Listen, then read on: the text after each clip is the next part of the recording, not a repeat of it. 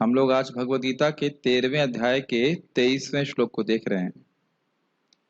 एक विचार बहुत सुंदर मन में आ रहा है कि देखिए, अर्जुन ने भगवान श्री कृष्ण के लिए बहुत सारी सेवाएं करी थी, युद्ध किया और बहुत सारी सेवाएं भी करी हैं। लेकिन आप महसूस कर सकते हो, अनुभव कर सकते हो कि इस समय हम उनकी एक सबसे बड़ी सेवा का लाभ उठा रहे हैं, और वो यह है कि इन्हें कुछ आध्यात्मिक प्रश्न किए जिसका उत्तर भगवान कृष्ण ने दिया। वह शुद्ध भक्त तो है ही, उसमें कोई डाउट नहीं है, भगवत प्रेमी भी हैं, लेकिन जो उनका संवाद भगवान कृष्ण से हो गया उसका लाभ हम सब लोग उठा रहे हैं। यानी कि भक्त लोग बहुत सारी सेवाएं कर सकते हैं और ये सारी सेवाएं उनके उद्धार के लिए पर्याप्त हैं। मैं फिर से रिपीट करूंगा, वो सारी सेवाएं उनके उद्धार के लिए, हमारे उद्धार के लिए पर्याप्त हैं। लेकिन ऐसी सेवा कुछ हम करें जिससे अन्य लोगों को भी अपने उद्धार का तरीका मिल जाए, तो वह बहुत बड़ी सेवा है, सबसे बड़ी सेवा है। मेरी बात समझ पा रहे हैं? समझ रहे मैं क्या कह रहा हूं? जैसे अभी हम लोग यहाँ बैठे हैं, मैं प्रवचन कर रहा हूं, अब आप लोग अगर ना हो तो मैं प्रवचन उस तरह से नहीं कर पाऊंगा, आप जानते हैं। तो ऐसा नहीं है कि इस प्रवचन का लाभ केवल मुझको ही प्राप्त हो रहा है देने का, ये बात ध्यान रखिएगा आप। आज ही कोई मुझे भक्त बता रहे थे कि हम प्रवचन सुन रहे हैं और हमको बहुत अच्छा लग रहा है, हमें समझ में आ रहा है, तो उसमें केवल मेरा ही अकेला लाभ हो रहा है, ऐसा नहीं हो रहा है। और आप ये भी जानते हो कि हम सब बैठकर गीता सुन रहे हैं, हमारा फायदा हो रहा है, इससे सबका लाभ होता है। भक्तों के बीच में चर्चा अच्छी लगती है, आपने देखा होगा परम पूज्य वृंदावन चंद्र महाराज भी कहते हैं अब हमको जूम पे केवल क्लास देना अच्छा नहीं लगता, उसके सामने बैठा रहता है तो एक अलग भावना रहती है कि नहीं।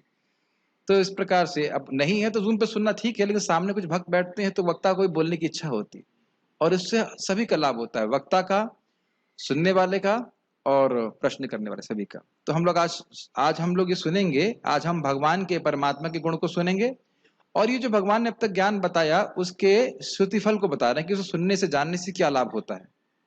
2 श्लोकों को पढ़ने का प्रयास करेंगे। कोई भक्त मेरे पीछे माइक पे बोलिए। उपद्रष्टानुमन्ता च उपद्रष्टानुमन्ता च भर्ता भोक्ता महेश्वरः भर्ता भोक्ता महेश्वरः परमात्मेति चाप्युक्तो परमात्मेति चाप्युक्तो देहस्मिन् पुरुषः परः। देहेऽस्मिन् पुरुषः परः। तो आप जानते हैं कि भगवत गीता में के इस अध्याय में क्या 6 विषय हैं? क्षेत्र, क्षेत्रज्ञ, ज्ञान और ज्ञेय, और पुरुष और प्रकृति। इस पे बात मुझे आज याद आ रही है कि एक बार भागवत में मैं स्मरण कर रहा हूँ, शायद राधारमण महाराज जी प्रवचन कर रहे थे या गुड़ाकेश प्रभु कर रहे थे, दोनों में से कोई कुछ कर रहा था, और वहां पे भी प्रश्न आया था माता देवाहूति का कि पुरुष और प्रकृति के बीच में क्या संबंध है, उसका वर्णन आप करें कपिल देव से। तो एक व्यक्ति क्या सोचा कि इसका अर्थ यह है कि माता देवाहूति स्त्री और पुरुष के संबंध के बारे में पूछ रही हैं।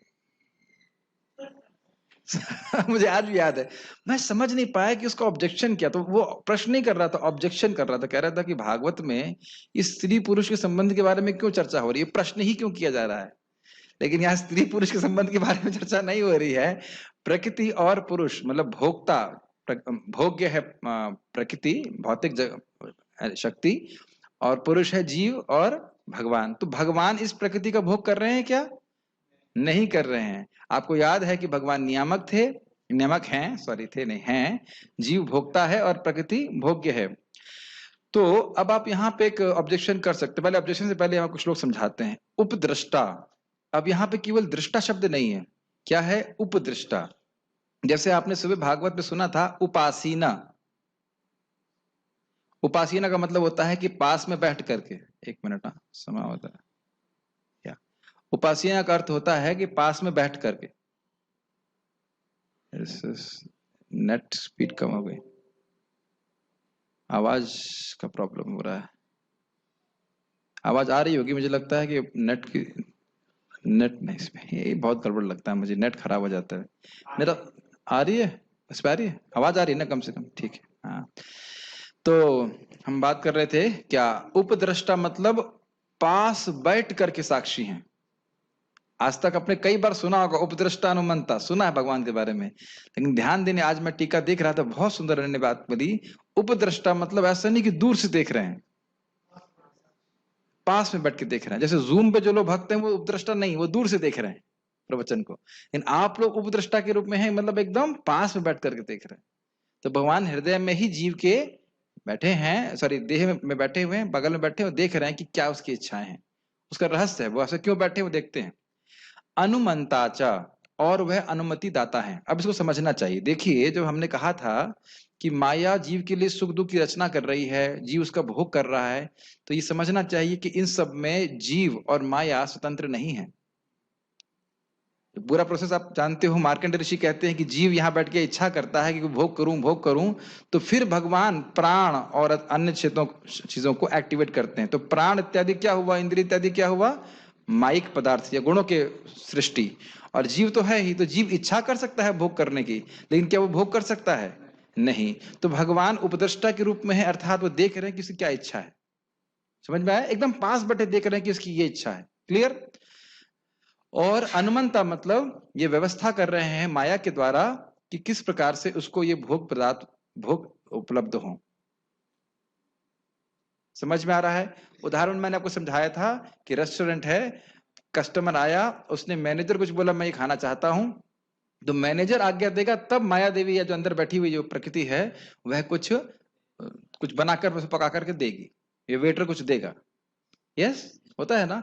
तो यानी कि वो देख रहे हैं कि वो किसको क्या चाहिए और उसके अनुसार वो अनुमति दे रहे हैं, लेकिन इसमें वह पूरी तरह से निर्लिप्त रहते हैं। जीव क्या चाहता है वह उसके ऊपर निर्भर करता है, भगवान को उससे कोई फर्क नहीं पड़ता। गलत कार्य भी करते हुए देख रहे हैं तो, और अच्छे कार्य भी करते हुए हम देख रहे हैं लोगों को, तो उस सभी में भगवान की अनुमति, सहमति नहीं कहना चाहिए, अनुमति के बिना कोई व्यक्ति पाप नहीं कर सकता है। तो एक बार बीच में प्रश्न आया कि क्या भगवान ही सबसे पाप करा रहे हैं? हाँ, लेकिन पाप करने की प्रेरणा नहीं दे रहे हैं। प्रेरणा दे रहा है काम, पाप करा रहे हैं अर्थात अगर वो कुछ पाप करना चाहता है तो उसकी शक्ति भी भगवान से ही आती है। यह बात समझनी चाहिए। यह नहीं कि भगवान उसको मति दे रहे हैं पाप करने की, भगवान केवल उसके स्वभाव को, जो उसके संस्कार है, उसको वह जागृत कर दे रहे हैं। समझ में आ रहा है? ठीक। भरता अर्थात, हाँ माइक पूछिए।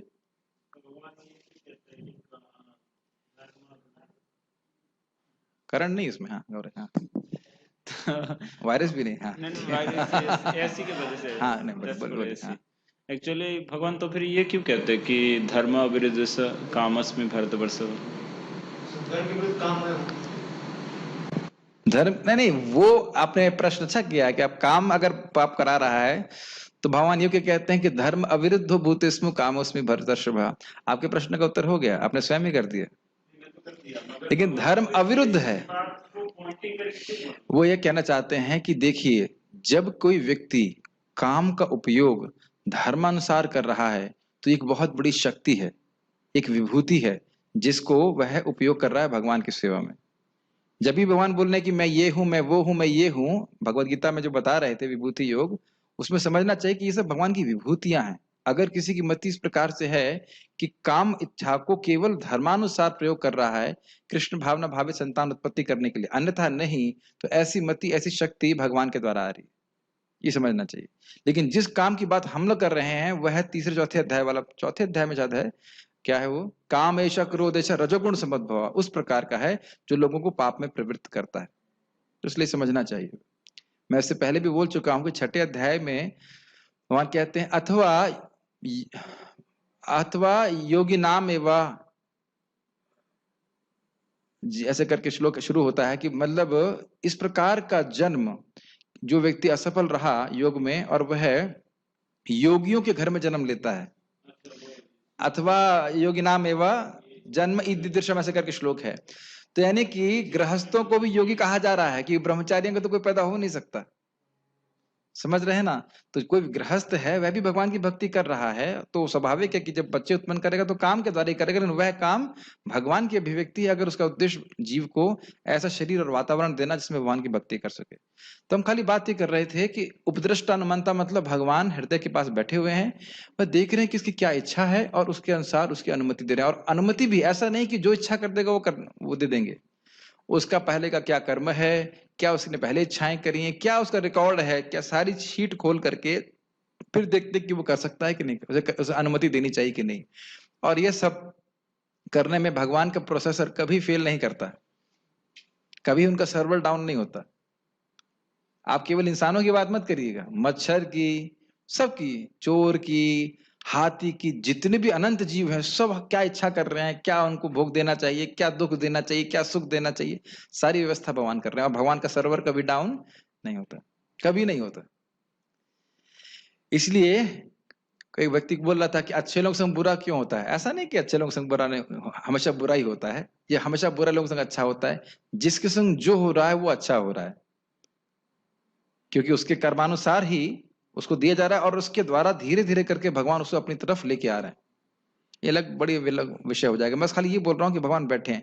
अब इसमें सोचिए कि यदि आप भगवान की भक्ति करना चाहते हो, आपकी इच्छा आए कि मैं भागवत नहीं पढ़ पाया या नहीं पढ़ पा रहा हूँ, मैं भागवत पढ़ सकूं, तो भगवान इससे बड़े प्रसन्न होते हैं। ओ, ये मेरी भागवत पढ़ना चाहता है, मेरे बारे में सुनना चाहता है, तुरंत नोट करेंगे। तो यहाँ तो भगवान की अनुमति नहीं, सहमति भी है। हाँ, तुम भागवत करना चाहते हो, पढ़ना चाहते हो, बिल्कुल बिल्कुल, बहुत अच्छी बात। समझ रहे हैं मेरी बात? इसीलिए बैठे हुए हैं कि कहीं कदाचित किसी तरह से जीव कभी इच्छा कर ले कि मैं कृष्ण की भक्ति करूंगा या करूंगी किसी भी जन्म में, तो कृष्ण उसको नोट कर लेते हैं और उसे भक्ति में लेके आते हैं। जैसे हमारे एक भक्त हैं, बता रहे थे घर में वो रो रहे थे कि मुझे वृंदावन में रहना है, वृंदावन में पहुंचना है। तो भक्त वृंदावन में रह के सेवा कर रहे हैं। मुझे याद है कि 9वीं क्लास में मेरी कोई इच्छा हुई थी कि मैं गीता पढ़ूं, तो फिर 4-5 साल के बाद मुझे प्रभुपाद जी का ही भगवत गीता मिला, और उसके अलावा कोई गीता मिला भी नहीं। ये भी अच्छी बात थी, और कोई गीता मिला भी नहीं, लेकिन इच्छा थी तीव्र की गीता पढ़ेंगे। तो इस प्रकार से आप समझ रहे, और अकस्मात थी, क्यों कहां से आ गई भी पता नहीं। तो इसीलिए ये बहुत इंपॉर्टेंट पॉइंट है कि भगवान बहुत हमारे निकट बैठे हुए हैं और देख रहे हैं कि हम क्या इच्छा कर रहे हैं। इसीलिए जब हम भगवान के बारे में सुनते हैं, भक्तों के बारे में सुनते हैं, तो इच्छा आती, क्या इस प्रकार का प्रेम मेरे को भी प्राप्त हो सकता है? क्या मैं भी भगवान के संग उनके धाम में हमेशा रह सकता हूं? एक बार इच्छा आ गई, बस भगवान उसको नोट कर लेते हैं। भगवान की व्यवस्था होगी, आप भगवान की प्राप्ति करोगे। बहुत सारे एप्लीकेशन इस पहले शब्द के। अब वो कह रहे हैं भर्ता भोक्ता महेश्वरा। अब आप ये कहोगे कि भाई भर्ता कह रहे हैं तो समझ में आता है कि जीव के पालक हैं, जीव के धारक हैं, तो ये भोक्ता क्यों कह रहे हो? अभी तो आपने कहा था कि एक प्रश्न किए थे कृष्ण प्रभु की, भाई भगवान तो भोक्ता, आप कह रहे हो भगवान भोक्ता नहीं है, जीव भोक्ता है। यहाँ तो स्पष्ट लिखा है भोक्ता। तो एक ही संस्कृत शब्द के बहुत सारे अर्थ हो सकते हैं। जैसे घृणा का मतलब होता है प्रेम, कृष्ण प्रभु कह रहे हैं घृणा का अर्थ है प्रेम। आपका नाम हम घृणा कृष्ण करते हैं तो घृणा का अर्थ घृणा भी होता है और घृणा का अर्थ प्रेम भी होता है, बिल्कुल विपरीत अर्थ। तो उसी प्रकार से अभी टीका में पढ़ेंगे कि भोक्ता का अर्थ है भोग करने वाला, और भोक्ता का अर्थ यह भी होता है कि वह राज्य करने वाला, नियामक। तो यहाँ पे भगवान का अर्थ क्या लेंगे हम? भोक्ता का अर्थ लेंगे नियामक है। ठीक है। महेश्वर महान ईश्वर, महान कंट्रोलर है, सभी जीवों को कंट्रोल कर रहे हैं, दिखाता है। और कैसे कंट्रोल कर रहे हैं? अंदर बैठ करके। हमने बताया था ना कि चीजें बाहर से बैठ के कंट्रोल उतनी नहीं की जाती जितना अंदर से बैठ के की जाती है कि नहीं? अभी जो टीका में है उतना ही व्याख्या कर सकते हैं, वहां पे भी देख लेंगे क्या पे क्या अर्थ है इसका। अगर वहां पे भी बात आई थी भोक्ता राम यज्ञ तपसाम, सभी यज्ञों और तपस्याओं का भोक्ता हूं, तो समझना चाहिए कि तपस्या और यज्ञ ये दिव्य प्रक्रिया है। क्या श्लोक है? ब्रह्म यज्ञ में ब्रह्म हमेशा अवस्थित रहता है। भगवत गीता में भगवान बोलते हैं नित्य यज्ञ प्रतिष्ठितम। श्लोक भी याद नहीं आ रहा है। ब्रह्मणि नित्य यज्ञ प्रतिष्ठितम। यज्ञ एक दिव्य प्रक्रिया है, तो उसका भोग, उसके एंजॉयर कृष्ण है, लेकिन प्रकृति का भोग करने वाले नहीं है। परमात्मेति चाप युक्तो, उक्तो मतलब कहा जाता है, इनको परमात्मा भी कहा जाता है, वही परमात्मा है। देह अस्मिन पुरुषः परः, इस अस्मिन देह, इस देह में रहने वाले हैं, और ये परः पुरुष हैं, मतलब जीव से परे जीवात्मा है जो आसक्त है, इससे परे भगवान पुरुष के रूप में है। तो पुरुष की व्याख्या समझ में आ रही है? 2 पुरुष की व्याख्या हम लोग यहाँ पे सीख रहे हैं। इससे पहले वाले में सीखा था जीव जो भोग कर रहा है, लिप्त है, और भगवान जो निर्लिप्त है और नियामक के रूप में है। समझ में आ रहा है? ठीक है,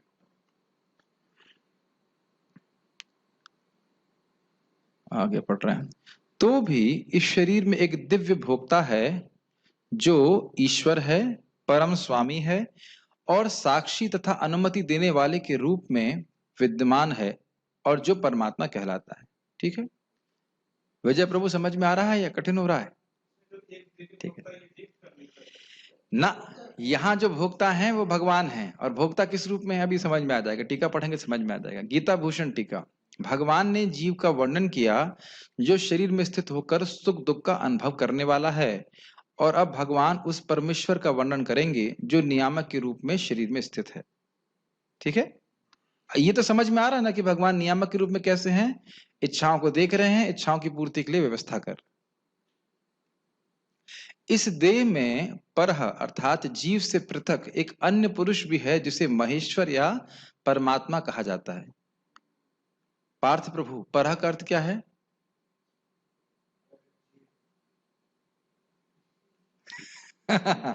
मैं सबकी आंखें देख रहा हूं और आंखों के द्वारा मन भी देख रहा हूं कि मन कहाँ है। परह का अर्थ यहाँ पे जीव नहीं है, जीव से अलग परमात्मा है। ठीक है, कोई बात नहीं, मन कभी कभी चला जाता है, लेकिन यह क्लास स्पेशली इसलिए है कि आपका मन यहाँ पे रहे। तो परा पुरुष का कौन है? अच्छा, प्रॉम्प्टिंग कर रहे हैं, तो आपको सीखना चाहिए ना, प्रॉम्प्टिंग थोड़ा ना देखना है। परा पुरुष का अर्थ है जीव से अलग। हाँ, जीव कंट्रोलर नहीं है। उपद्रष्टा अर्थात पृथक रूप में और जीव के पास, बहुत पास स्थित होकर के वह साक्षी है। ये तो समझा दिया था मैंने, स्पष्ट है। भर्ता अर्थात वे जीव के धारक हैं। जीव के धारक हैं, तो इसका क्या अर्थ है? इसका अर्थ यह है कि ऐसा नहीं कि केवल जीव शरीर में प्रवेश कर गया तो अब सब कुछ चलने लग जाएगा। भगवान को भी साथ में रहना होगा, तब किसी शरीर की सारी प्रक्रिया चल सकती है। आप जानते ही हैं कि कभी कभी हाथ सुन, क्या कहते हैं उसको, पैरालिसिस को क्या कहते हैं हिंदी में, लकवा मार जाता है, तो शरीर में रहने के बाद भी जीव शरीर में है, लेकिन एक विशेष स्थान में उसका चेतना नहीं पहुंच पाती है। कौन कंट्रोल कर रहा है? भगवान कर रहे हैं। तो भगवान के रहने से ही सारे शरीर चल पाता है। ठीक है, जैसे कि आप जानते ही हैं कि खाना हमने खाया और भजन, सॉरी, इसको हजम कौन करता है? भगवान करते हैं। तो भी 15 अध्याय में सीखेंगे, अहम वैश्वानरो भूत्वा प्राणी नाम देह आश्रित प्राणपानम समायुक्तम पचाम्यम अन्नम चतुर्विधम। तो इस प्रकार से समझना चाहिए कि शरीर की प्रक्रिया में भी उपलक्षण से खाना हजम कर रहे हैं, तो इसका मतलब बाकी शरीर की क्रियाएं भी भगवान ही कर रहे हैं, ये समझना होगा। कंट्रोलर वही है। भोक्ता अर्थात वे जीव के पालक हैं। ठीक है, कैसे पालक हैं? मतलब जीव के लिए सारे भोग की व्यवस्था वही कर रहे हैं। भोग मतलब इंद्रियों के द्वारा, ज्ञान इंद्रियों के द्वारा रूप रस गंध इत्यादि को ग्रहण करते हैं। आंख कुछ देखती है, कान कुछ सुनता है, और त्वचा कुछ छूना चाहती है, तो इनके द्वारा हम अपना भोग प्राप्त कर रहे हैं। तो यह भोग कौन उपस्थित करा रहा है? प्रकृति कर रही है, लेकिन प्रकृति भगवान की अध्यक्षता में ही कर रही है, अपने से तो नहीं कर सकती। ठीक है, और बाकी इंद्रियों के द्वारा उनको ग्रहण करने की शक्ति कौन दे रहा है? भगवान दे रहे हैं। तो इस प्रकार से इस शरीर का पालन करने वाले भी भगवान ही हैं, ये समझना चाहिए। भाई हमको कोई खाना ला के देता है तो हम बोलते हैं ना कि पालन कर रहा है। तो हवा पानी सब कुछ कौन दे रहा है? भगवान दे रहे हैं। तो इसीलिए कह रहे हैं वह पालक हैं। नोट, भोक्ता का अर्थ भोग करने वाला और राज्य करने वाला दोनों ही होता है। समझ में आ गया अब? तो यहाँ भोक्ता का अर्थ है कि भगवान राजा की तरह, जैसे राजा सारी सुविधाएं अपने प्रजा को देता है, उसी प्रकार से भगवान सभी जीवों के पालक हैं। एक बहुत इंपॉर्टेंट पॉइंट है कि जो भगवान इस प्रकार से पालन कर रहे हैं, क्या हमारा कर्तव्य नहीं है कि हम उनको प्रसन्न करने वाले कार्य करें?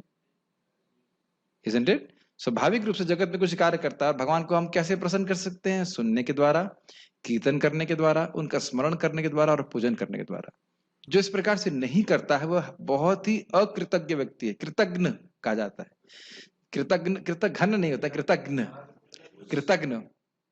कंजूस भी नहीं, कंजूस नहीं कहेंगे उसे, नीच भी नहीं, नीच नहीं, विश्वासघाती नहीं। कृतज्ञ का मतलब जो किए हुए उपकार को न मानता हो। एहसान फरामोश, खामोश, एहसान फरामोश। ठीक है, हिंदी उर्दू में बोलते हैं एहसान फरामोश। ठीक है, उर्दू है ये, बोलते हैं ना। ठीक है, दगा किया तुमने मेरे से। हाँ हाँ, नमक हराम भी कहते हैं। यस, नमक हराम एक शब्द है। हाँ, तो ये इंपॉर्टेंट शब्द है। और जैसे यहाँ पे गवर्नमेंट दंड देती है ना कि अगर व्यक्ति खूब बिजनेस कर रहा है, सारी सुविधा दे रहा है, लेकिन टैक्स ना दें तो गवर्नमेंट दंड देती है। तो उसी प्रकार से, और ये नहीं कह सकता व्यक्ति कि मैं टैक्स देना होता है क्या? टैक्स ऐसा आप नहीं कह सकते। तो उसी प्रकार से जो व्यक्ति भगवान को नहीं जानता है, उनका भजन नहीं करता, जो उनके आत्म प्रभवम ईश्वरम, उनके प्रभव स्थान है, ईश्वर हैं, तो वह भगवान से दंड प्राप्त करता है, उसे निम्न योनि प्राप्त होती है। और यदि वह भगवान की सेवा करता है तो फिर तो आप कल्पना नहीं कर सकते भगवान कितना लाभ देने वाले हैं। अभी आप सोचिए कि कुछ श्लोक इस भगवत गीता के 13 अध्याय के कुछ श्लोक हमने बोले ना, आज हम चर्चा कर रहे हैं कितना 23वें, 20-22 श्लोक आप सीख जाओगे तो आप मुक्त हो जाओगे। तो मैं नहीं बोलूंगा, भगवान बोलेंगे, अभी देखिएगा। सर्वतः पाणी आदि श्लोक में यद्यपि भगवान ने पहले ही कह दिया कि वे हर जगह हैं, फिर भी यहाँ इस सत्य को पुष्ट करने के लिए कि वे सदा जीव के साथ रहते हैं, भगवान यहाँ यह कह रहे हैं। समझ में आई बात? हमने भगवान के बारे में सुना था, सर्वतः पाणी पादम तत् सर्वतः शिरो मुखम, सर इस प्रकार से श्लोक था कि हर जगह उनके हाथ हैं, पांव है। तो फिर कहें कि अब दोबारा यहाँ क्यों बोल रहे हो कि सभी के देह में? कहने की ये कहना चाहते हैं भगवान कि बड़ी विशेष रूप से मैं हर जीव के अंदर में हूं, ताकि उसकी किस प्रकार से मैं प्रवेश करके क्या कर रहा हूं ये बताना चाहते हैं। पहले बोल दिए भगवान अपने बारे में, गे में आया था बात कि भाई परमात्मा के गुणों की वर्णन हुआ है 5-6 श्लोकों में, लेकिन यहाँ फिर से व्याख्या कर रहे हैं कि किस प्रकार से वह जीव से प्रेम करते हैं, उसकी इच्छाओं की पूर्ति के लिए उसके साथ साथ चलते रहते हैं। जैसे एक पिता अपने छोटे बच्चे को लेके जा रहा है और बहुत सारी दुकान में बच्चा बोलता है, पापा आई वांट लॉलीपॉप। ठीक है बेटा, ले लो। पापा आई वांट आइसक्रीम, तो साथ में जाते ले लेते हैं। देखते हैं, उदाहरण समझ रहे हैं। उसी प्रकार से भगवान परम पिता हैं और वह अपने बच्चे जीव के संग हमेशा विभिन्न योनियों में रहते हैं, और जीव अपनी योनि के अनुसार, सुअर है, कुत्ता है, अलग अलग इच्छाएं करता है, पापा ये चाहिए, पापा वो चाहिए, मतलब कृष्ण ये चाहिए, और भगवान उसकी पूर्ति कर रहे हैं। तो सोचिए, अगर भोग प्रदान करने के लिए भगवान इतने उदार हैं, यदि आप चाहें कि मैं भक्ति करना चाहता हूं तो क्यों नहीं भगवान पूरा करेंगे? ये हमेशा याद रखना। आपको लगता है भक्ति दे नहीं रहे हैं, ये नहीं कर रहे हैं, वो नहीं कर रहे हैं, लेकिन ऐसा नहीं है। बहुत भगवान प्रसन्न है, कभी भी आपको रिजेक्ट नहीं करते। It's amazing. भक्ति ना भी करो तो भी रिजेक्ट नहीं कर रहे हैं। अनादिकाल से इनसे विमुख भी हैं, लेकिन रिजेक्ट नहीं कर रहे हैं, आपके हृदय से जा नहीं रहे हैं। जीव ऐसा कोई कार्य नहीं कर सकता है कि जीव भगवान उसके हृदय से चले जाए। इसे कहते हैं भगवान की असीमित अनुकंपा। ठीक है, आध्यात्मिक जाएंगे तो वहां पे हृदय में रहने की आवश्यकता ही नहीं है। वहां तो यहाँ पे इसीलिए आवश्यकता है क्योंकि भोग करना चाहता है जीव। ठीक है, तात्पर्य। हाँ, ये हम कैसे पता करेंगे प्रभु जी, भगवान हमसे पहले ज्यादा प्रेम कर रहे हैं? पहले ज्यादा प्रेम कर रहे हैं, मतलब न्यूट्रल, पहले तो जब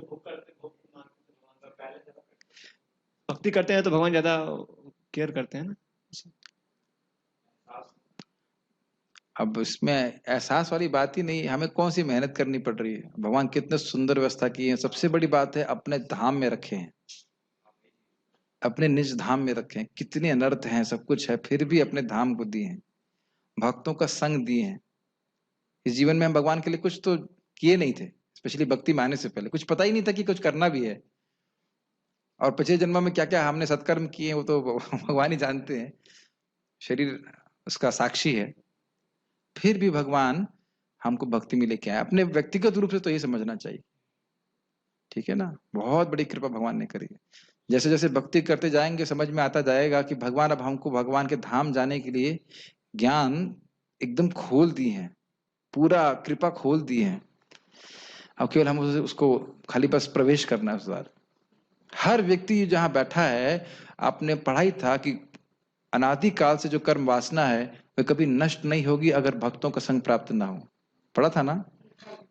तो जो अनादिकाल की बीमारी है उसको नष्ट करने के लिए भगवान ने भक्तों का संग दिया है।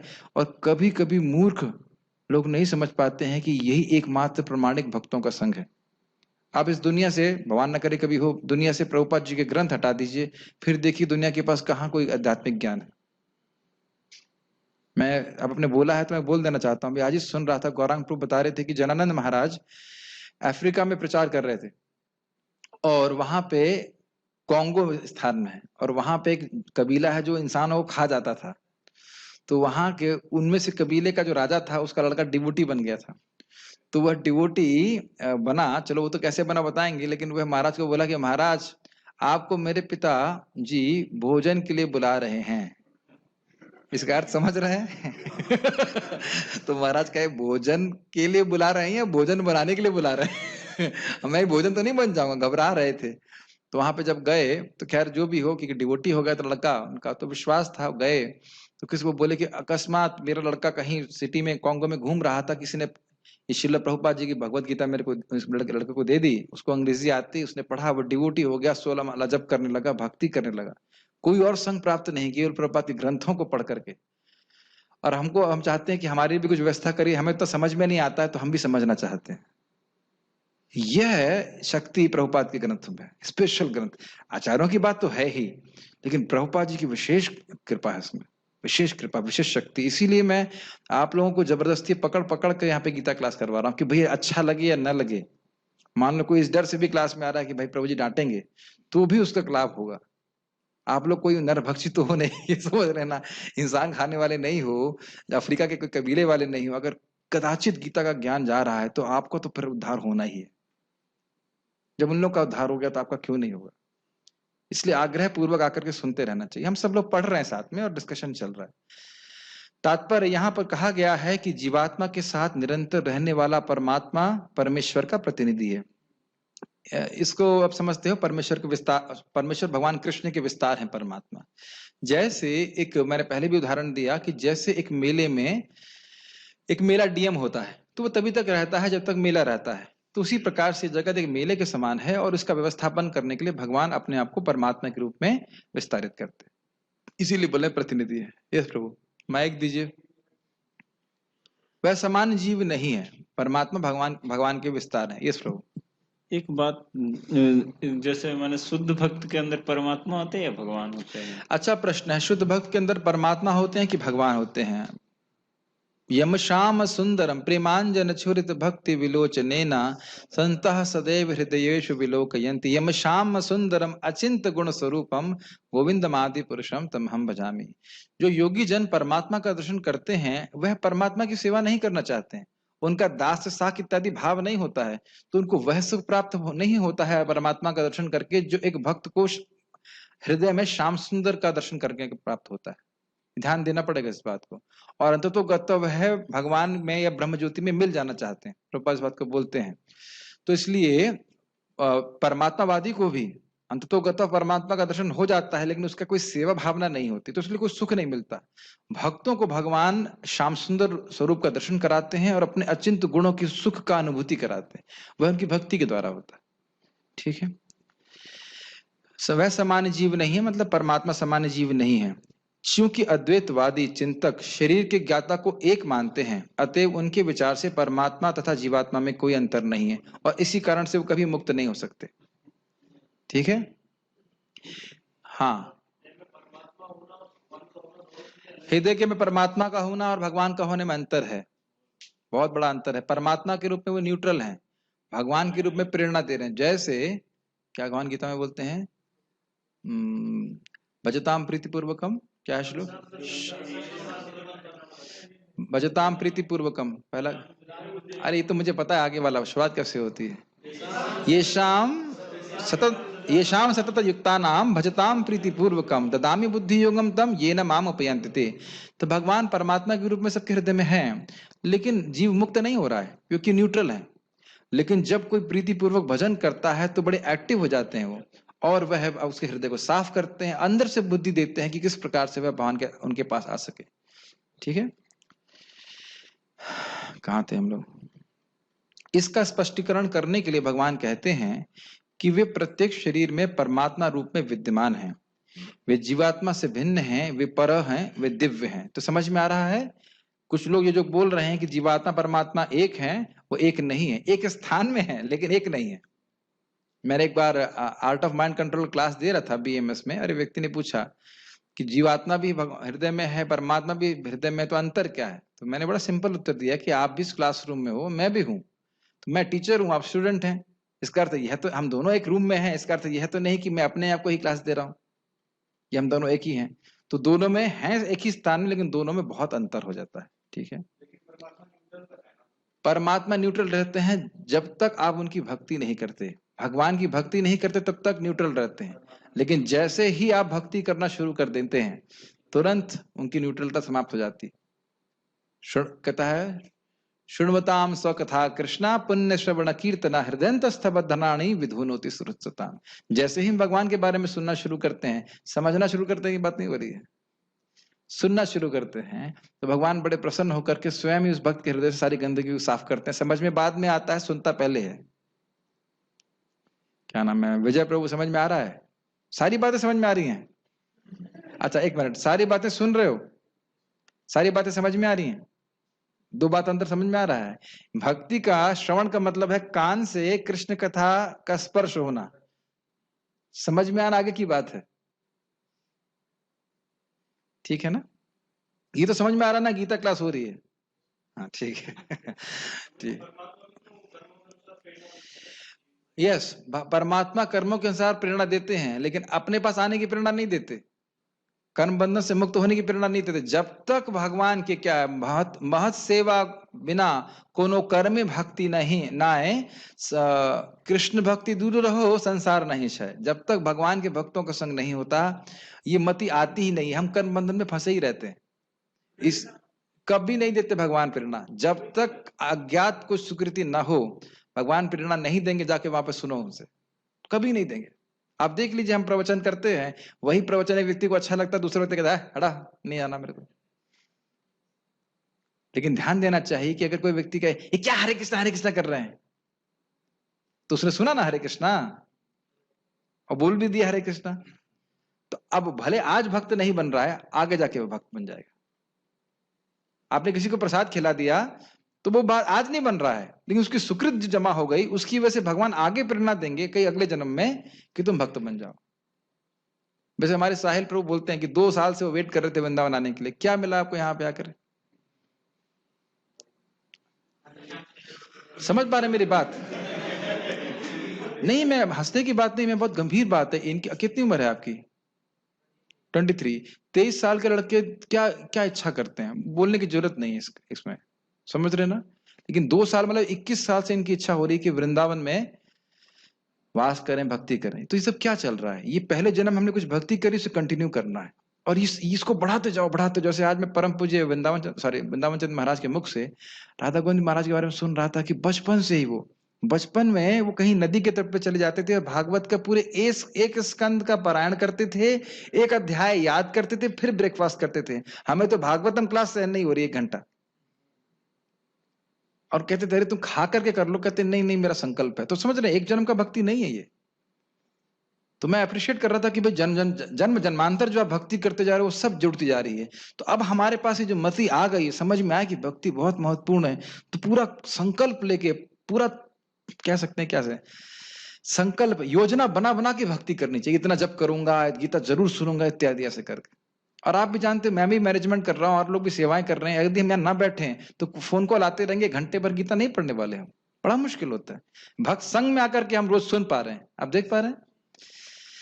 खैर, तो ये भगवान जो है तभी प्रेरणा देते हैं जब कोई जीव का सुकृत होता है, और वह सुकृत भी वही अरेंज कर देते हैं। अनजाने में सुकृत हो जाती है, कोई भी किसी तरह से वृंदावन आ गया, भक्तों का संग, भक्तों को देख लिया किसी भी तरह से, ठीक है। जीवात्मा किसी विशेष क्षेत्र कार्यों को भोगता है, लेकिन परमात्मा किसी सीमित भोक्ता के रूप में या शारीरिक कर्मों में भाग लेने वाले के रूप में विद्यमान नहीं रहता। एकदम क्लियर है कि नहीं? ऐसा नहीं है कि भगवान केवल किसी एक शरीर में भोग कर रहे हो जीव की तरह। दूसरा, ऐसा नहीं है कि भगवान किसी भी शरीर में भोग कर रहे हो। 2 बातों को ध्यान रखना है।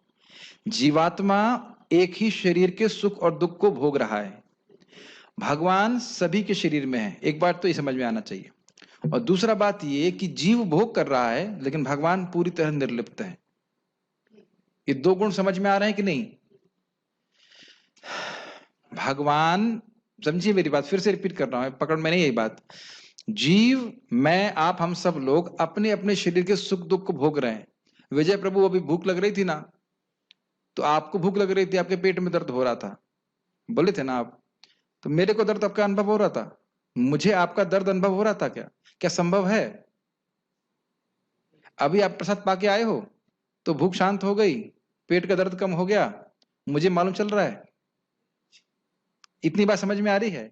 आपको भूख लग रही थी, आपके पेट में दर्द हो रहा था, मुझे भूख लग रही है, मेरे पेट में दर्द होगा, तो हम दोनों ही लोग अपने शरीर के सुख दुख को भोग रहे हैं कि नहीं भोग रहे हैं, अनुभव कर रहे हैं कि नहीं? इतनी बात समझ में नहीं आ रही है? ठीक। भगवान को इससे कोई फर्क पड़ रहा है? भगवान को कोई फर्क नहीं पड़ रहा, भगवान इससे निर्लिप्त हैं। अब भगवान को पता है कि आपको कितनी भूख लग रही है, अभी समझिए मेरी बात। यस, बहुत अच्छा उत्तर है। भगवान को पता है कि आपको कितनी भूख लग रही है, भगवान को यह भी पता है कि मेरे को कितनी भूख लग रही है, और भगवान ही भूख लगवा भी रहे हैं। ये भी इंपॉर्टेंट पॉइंट है, ठीक है।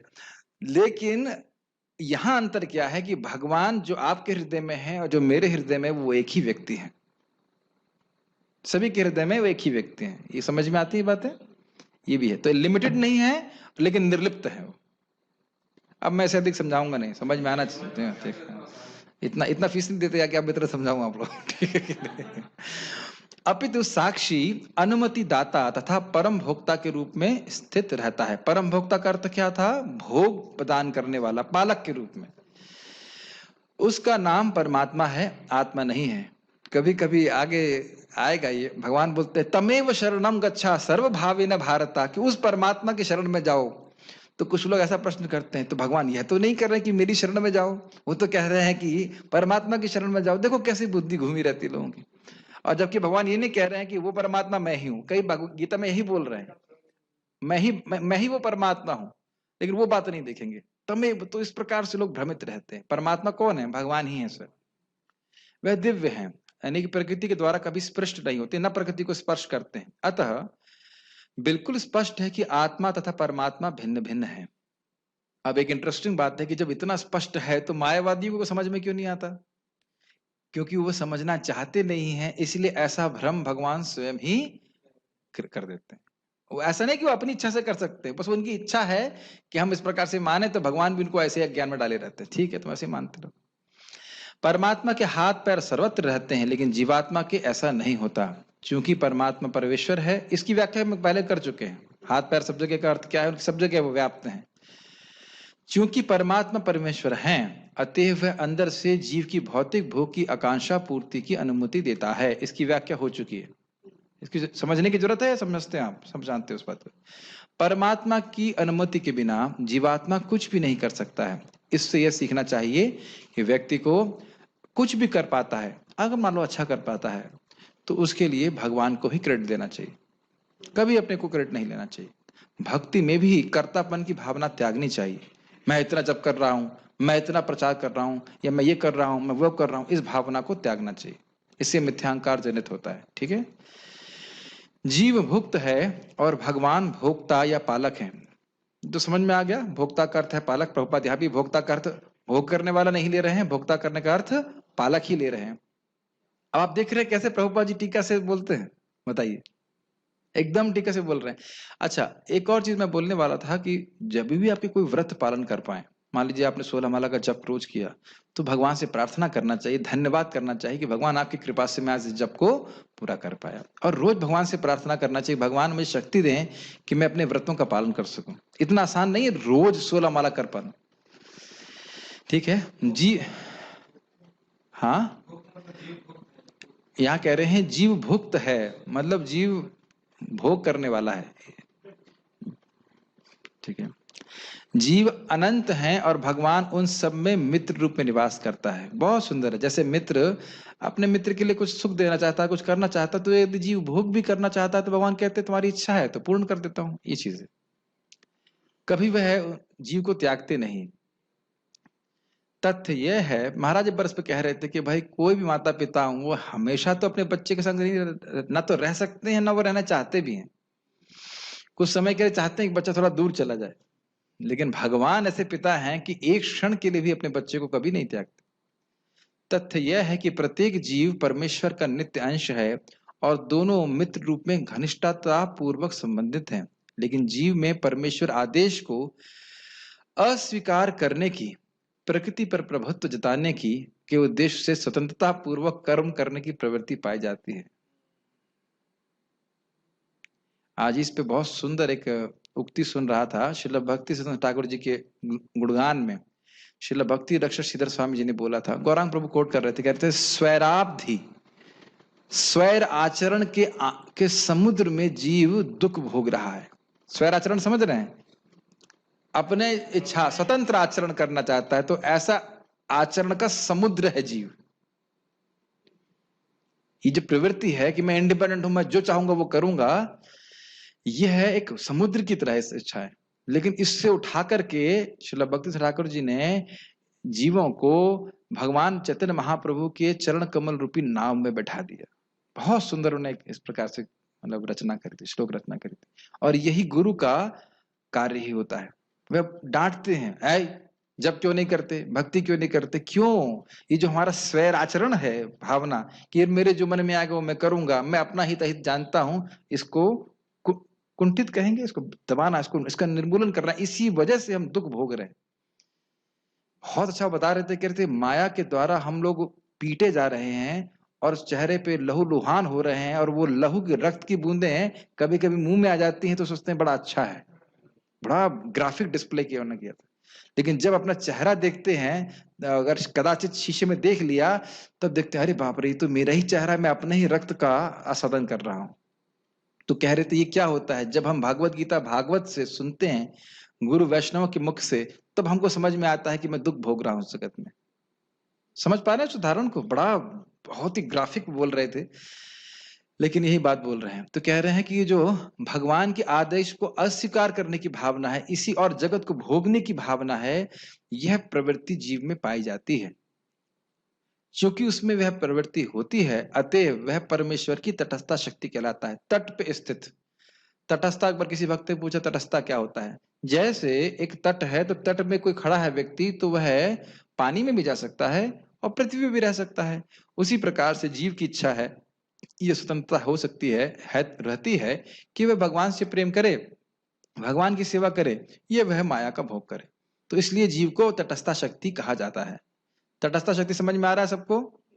तट पर स्थित जीव या तो भौतिक शक्ति में या आध्यात्मिक शक्ति में स्थित हो सकता है। एक थोड़ा विज्ञान समझिए इसको। मैं हृदय में बैठा इच्छा कर रहा हूं कि मुझे भोग करना है, तो भगवान अपनी भौतिक शक्ति को एक्टिवेट कर देते हैं और फिर हमारे लिए भौतिक भोग उपस्थित हो जाते हैं। ये समझ में आ रहा है? यदि मैं चाहता हूं कि मैं भगवान की सेवा करना चाहता हूं, जैसे मैं सोचूंगा कि मैं चाहता हूं कि मैं जप करूं, तो भगवान तुरंत आध्यात्मिक शक्ति को एक्टिवेट कर देते हैं, और आध्यात्मिक शक्ति के प्रभाव से हरे कृष्णा कृष्णा कृष्णा हरे हरे, हरे राम राम राम हरे हरे, ये हमारे मुख में प्रकट हो जा रहा है। ये हम जप नहीं कर रहे हैं। इसीलिए बोला कि कर्तापन के भाव को त्यागना चाहिए।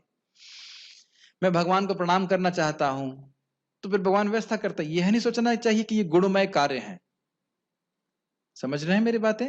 मैं गीता समझना चाहता हूं, बोलना चाहता हूं, तो ये सारे कार्य भगवान की दिव्य शक्ति के द्वारा संपन्न किए जा रहे हैं। इस प्रकार से हम भगवान की दिव्य शक्ति का आश्रय लेते हैं। क्लियर? तो अपने चित्त को इतना विवेक डेवलप करना चाहिए कि मैं भौतिक शक्ति का आश्रय नहीं लूंगा। भले ही भौतिक इच्छाएं हैं, लेकिन उनको बढ़ाने के लिए कार्य करना नहीं करूंगा। और इसमें हम असफल भी हो जाएं, फिर भी ना, हम विल नॉट गिव अप। समझ रहे हैं? जीव या तो, हाँ पढ़ लिया था, जब तक भौतिक शक्ति द्वारा बद्ध रहता है, तब तक परमेश्वर मित्र रूप में परमात्मा की तरह उसके भीतर रहते हैं, जिससे उसे आध्यात्मिक शक्ति में वापस ले जा सकें। समझ रहे हैं? भगवान वेट कर रहे हैं, कदाचित किसी तरह कभी उसने इच्छा कर ले कि मैं भगवान की सेवा करना चाहता हूं, तो तुरंत भगवान उसको उस तरफ व्यवस्था कर देंगे। भगवान उसे आध्यात्मिक शक्ति में वापस ले जाने के लिए सदैव उत्सुक रहते हैं, लेकिन अपनी अल्प स्वतंत्रता के कारण जीव निरंतर आध्यात्मिक प्रकाश की संगति ठुकराता है। बहुत सुंदर बात है। अगर आपका कोई संबंध किसी से अच्छा ना हो और आपको वो गुलाब भी दे, तो आप कहेंगे ना मुझे नहीं चाहिए। कितना ही अच्छा आपको बात बोले, आप क्या कहेंगे? मुझे नहीं सुनना। होता है कि नहीं होता है? चाहे कितना हो अच्छी वस्तु दे दे आप। अब एक प्रश्न मन में आ सकता है कि भगवान सर्वशक्तिमान है, तो हमको जबरदस्ती आध्यात्मिक जगत में क्यों नहीं भेज देते? प्रश्न आ सकता है। लेकिन भगवान सर्वशक्तिमान हैं, लेकिन वो बहुत नम्र भी हैं, और वो हमसे बहुत प्रेम करते हैं। प्रेम को आप खरीद नहीं सकते। अगर खरीदना होता तो भगवान के पास सारा धन है। प्रेम को आप नहीं खरीद सकते। तो इसलिए भगवान, और दूसरा बात ये, एक और बात भी है, और कहेंगे भगवान सीधे हस्तक्षेप क्यों नहीं करते, आके सीधे ज्ञान देते मेरे को। तो दिक्कत ये हो जाएगी कि भगवान में वैषम्यता का दोष हो जाएगा। आपको ले गए, इनको नहीं लेके गए, तो कहेंगे मेरे में क्या दोष है, मेरे क्यों नहीं ले जा रहे। तो इसीलिए भगवान अपने भक्तों को यह सेवा देते हैं, शक्ति प्रदान करते हैं कि वही दर्पण वाली बात, वह ज्ञान देते हैं जो जीव समझता है अपनी स्थिति को। ध्यान दीजिए, प्रवचन सुन करके हम स्वयं अपनी बीमारी को ठीक करने की स्थिति को समझना चाहिए। हम बीमार हैं, हमारी स्थिति बड़ी खराब है, हम दुख भोग रहे हैं इस जगत में, हमें मुझे समझना है। अब बगल वाला समझ नहीं रहा है तो उससे मुझे कोई मतलब नहीं। और स्वयं अपनी इच्छा को भगवान को समर्पित करना है, स्वेच्छा से स्वेच्छा को समर्पित करना है कृष्ण को। इसकी ट्रेनिंग की आवश्यकता है। मेरी बात समझ रहे हैं? जैसे स्वैराचरण क्या है, मेरे मन में जो भी आएगा वो मैं खाऊंगा, लेकिन भले ही इच्छा हो, लेकिन इस इच्छा को दबा करके खत्म करके भगवान क्या कह रहे हैं, मेरा प्रसाद ही ग्रहण करो। तो मैं अपनी स्वेच्छा से उनकी स्वेच्छा, अपनी स्वेच्छा से उनको समर्पित कर रहा हूं, अपनी इच्छा से अपनी इच्छा को उनको समर्पित कर रहा हूं। ये बात समझ में आ रही है? मैं अपने हिसाब से कार्य नहीं करूंगा। भगवान इस बात को गीता में आगे कहेंगे, तो शास्त्र के अनुसार चलता है उसको सिद्धि प्राप्त होती है। तो शास्त्र भगवान का वचन है, भगवान बता रहे हैं ऐसा करोगे तो मैं प्रसन्न होऊंगा, और फिर भगवान का आशीर्वाद हम पर होगा। बहुत कुछ बोला जा सकता है, लेकिन मैं शॉर्ट में यही बात बोलना चाहता हूं, समझ रहे हैं? इसीलिए शास्त्र सुनने की जरूरत है, एक रूटीन की तरह नहीं। ऐसा नहीं कि कोई घंटा पूरा करना है, हमें स्वयं ये समझना है कि किस प्रकार से मैं, क्या हो गया, अब मुझे घड़ी दिखा रहे क्या? अच्छा नहीं ठीक है, अब ऐसे दिखा रहे, लगा घड़ी दिखा रहे। तो स्वयं व्यक्ति को ये समझना है कि मैं सीखूं कि मैं किस प्रकार से कृष्ण को संतुष्ट कर सकता हूं, इसी से मुझे मेरा परम कल्याण है, और यह गुरु का कर्तव्य होता है। ठीक है। एक संबंध में बहुत सुंदर है, जब एक गोप कुमार वैकुंठ जाते हैं तो भगवान कहते हैं स्वागतम स्वागतम, कितने जीव हैं। एक बार शानू प्रभु ने पूछा था कि भगवान, हम जब भगवान के धाम जाएंगे तो बोलेंगे क्या, ए कंडीशन सोल आ गया तू, चल जा टॉयलेट बाथरूम साफ कर नहीं, भगवान स्वयं कह रहे हैं स्वागतम स्वागतम। आप कभी सोच सकते हो कि भगवान आपके लिए व्यक्तिगत रूप से आग्रह है? ये शास्त्र से सुनना चाहिए। हमें लगता है मैं तो छोटा सा जीव हूं, देख क्या है। मैंने आपको उदाहरण दिया था कि एक सन्यासी के माँ के 29 बच्चे थे, फिर भी उनको दुख था कि एक बच्चा जो है बिगड़ गया, वो इस्कॉन चला गया। लेकिन ये तो झूठा प्रेम है। भगवान तो सच्चा प्रेम करते हैं, सभी जीवों से सहज प्रेम करते हैं। ठीक है, तो बड़े उत्सुक रहते हैं। कोई भी थोड़ी सेवा करता है तो उसको बहुत वो वेट कर रहे हैं कि किसी तरह से नाम उच्चारण कर रहे हैं। सनातन गोस्वामी पाद कहते हैं, भगवान तो ये कह रहे हैं कि बेटा तूने अगर नामाभास भी कर लिया होता, अनजाने में भी नाम उच्चारण कर लिया होता, तो मैं तुमको लेके आ जाता। मैं तो वेट कर रहा था, और ये अभिलाषा कि तुम इस जन्म में तो मेरा स्मरण करोगे, ये मुझे बंदर की तरह नचा रही थी। लेकिन मैं सोच रहा था कि कर्म का प्रावधान तो मैंने स्वयं किया है, मैं उन्हें कैसे तोड़ करके तुम्हें अपने पास लेके आ जाऊं। लेकिन फिर भी क्योंकि मेरी आग्रह इतना बढ़ गया तुमको प्राप्त करने का, इसलिए कर्मों के अनुसार ना देख करके अपनी इच्छा से, अपनी व्यवस्था से मैंने तुम्हें गोवर्धन में जन्म दिया। फिर भगवान स्वयं जयंत बनते हैं, उनके गुरु के रूप में आते हैं, उन्हें मंत्र देते हैं। तो हम मूर्ख लोग समझ नहीं पा रहे हैं कि किस प्रकार से हमको भगवान की महान कृपा प्राप्त हुई है, हरे कृष्ण मंत्र प्राप्त हुआ है। हमें लगता है ये इंचार्ज क्यों बोल रहा है, 16 माला करते समय सो मत, 16 माला सुबह कर लो, क्यों बोल रहा है ऐसा, ये तो मैं समझता नहीं, मुझे सोना है, मुझे ये करना है, ये करना है, वो करना। ये कर्तव्य ही है टीचर का कि वह जो भी उसके नीचे हैं, अंडर में है, उनकी साधना का, सेवा का ध्यान रखे। वो खुद नहीं करना चाहते, हम लोग नहीं करना चाहते। ठीक है, तो इससे भगवान के आशीर्वाद हम पर होता है। ठीक है, लेकिन अपनी अल्प स्वतंत्रता के कारण जीव निरंतर आध्यात्मिक प्रकाश की संगति ठुकराता है। और ये अपने हृदय में हम देख सकते हैं कि भक्ति करना भी चाहते हैं, लेकिन एक आदमी और है जो भक्ति बिल्कुल नहीं करना चाहता। सभी साधक अनुभव करते हैं संघर्ष को। एक व्यक्ति है जो भक्ति करना चाहता, जानता है, बुद्धि से जानता है बहुत अच्छा है, लेकिन दूसरा व्यक्ति कहता है नहीं, अभी नहीं, भगवान की शरण में जाना है, लेकिन कल, आज नहीं। बोलता है कि नहीं? यस। तो इसलिए उसको सुनना बंद करना है। ये हमारा जड़ स्वभाव है। स्वतंत्रता का यह दुरुपयोग ही बद्ध प्रकृति में उसके भौतिक संघर्ष का कारण है। और समझ ही रहे हैं इस बात को, भगवान से विरुद्ध होकर के चलने की भावना के कारण हमको बार बार इस जगत में आना पड़ रहा है। अतः भगवान निरंतर बाहर तथा भीतर से आदेश देते रहते हैं। बाहर से वे भगवत गीता का उपदेश देते हैं और भीतर से वे जीव को यह विश्वास दिलाते हैं कि भौतिक क्षेत्र में उसके कार्यकलाप वास्तविक सुख के लिए अनुकूल नहीं है। कैसे, क्या क्या बोल रहे हैं भगवान? यही संस्पर्श जा भोगा दुख योने एवते आद्यंतवंत कौन्ते नते शुरमते बुधा। जो संस्पर्श भोग हैं, इंद्रियों के विषय से मिलने वाले भोग हैं, ये केवल दुख का कारण है। तो बाहर से बोल रहे हैं, और जब हम भक्ति करते हैं तो हृदय से भी समझाने लगते हैं, देखो तुम भोग तो कर रहे थे, क्या सुख मिला? ये दिव्य ज्ञान भगवान हृदय से उदित करने लगते हैं जब हम भक्ति करते हैं। तो पहले हमको भगवान की आज्ञा शिक्षा का सुनना होगा, शिक्षा सुनने के बाद उसका पालन करना होगा, फिर भगवान हृदय से और ज्ञान देंगे। ठीक है?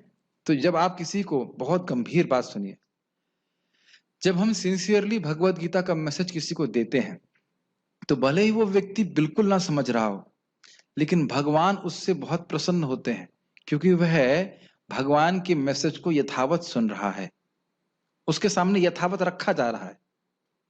बहुत ही सूक्ष्म और बहुत ही गंभीर पॉइंट है। क्यों हमें यथावत ज्ञान को प्रस्तुत करना चाहिए?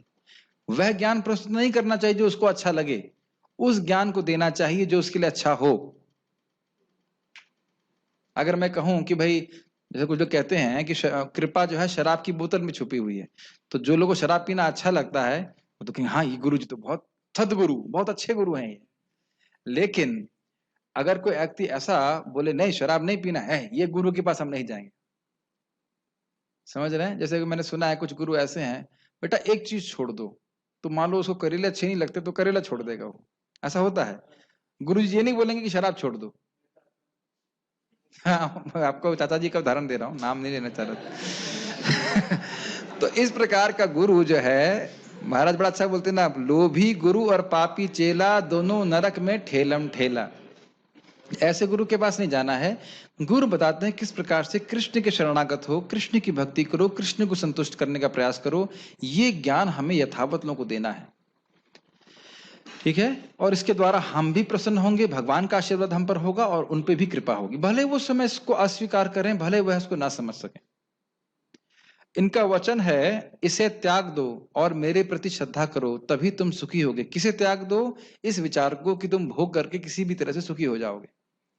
इस प्रकार जो बुद्धिमान व्यक्ति परमात्मा में अथवा भगवान में श्रद्धा रखता है, वह सच्चिदानंदमय जीवन की ओर प्रगति करने लगता है। हमेशा ध्यान रखें, प्रभुपाद जी बहुत सुंदर बोलते हैं, इंग्लिश में बोलूंगा, Contact with the Supreme Lord by any of the ninefold process of devotional service is always a forward march back home, back to Godhead.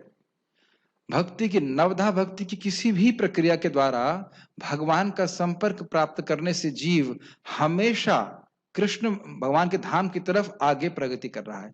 आप हर दिन जब प्रवचन में आ रहे हैं, हर दिन जप कर रहे हैं, भगवान को प्रणाम कर रहे हैं, भगवान की आध्यात्मिक शक्ति के संपर्क में आ रहे हैं, और अब आप धीरे धीरे भगवान के धाम की ओर जा रहे हैं।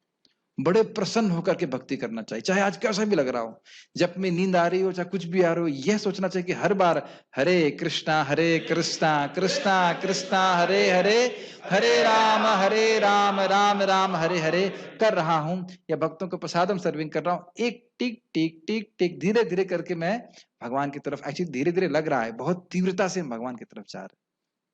तो हमने आज ये सब सीखा। आज हम दूसरा श्लोक नहीं कर पाएंगे कि भगवान उपद्रष्टा हैं, अनुमंता हैं, भरता हैं, भोक्ता हैं, महेश्वर हैं, परमात्मा हैं।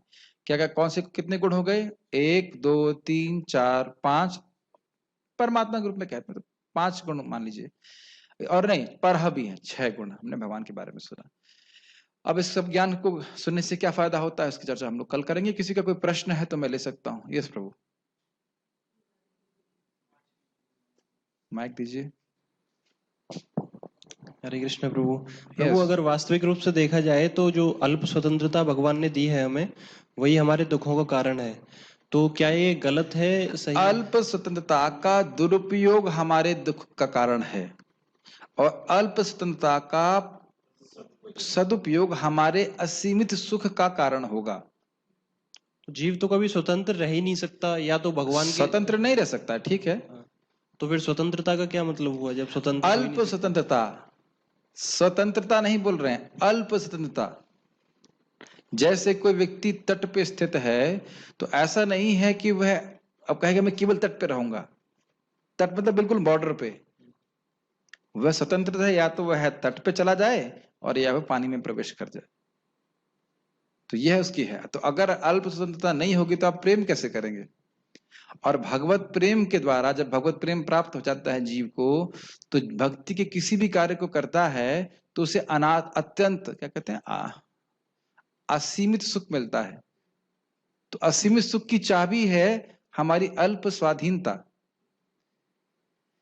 अल्प का मतलब है कि हम पूरी तरह स्वाधीन नहीं हैं, लेकिन हम, और दूसरा बात, हमेशा हम आश्रित हैं, ये भी इंपॉर्टेंट पॉइंट है। लेकिन हम चूज कर सकते हैं कि हम कृष्ण की सेवा ना करें। चॉइस। हाँ, और वस्तुतः हम ये भी चूज नहीं कर सकते, क्योंकि अगर हम माया की सेवा कर रहे हैं तो भी वो कृष्ण की सेवा कर रहे हैं इनडायरेक्टली। तो हम केवल ये चूज कर सकते हैं कि हम कृष्ण की सेवा डायरेक्टली करेंगे या इनडायरेक्टली करेंगे।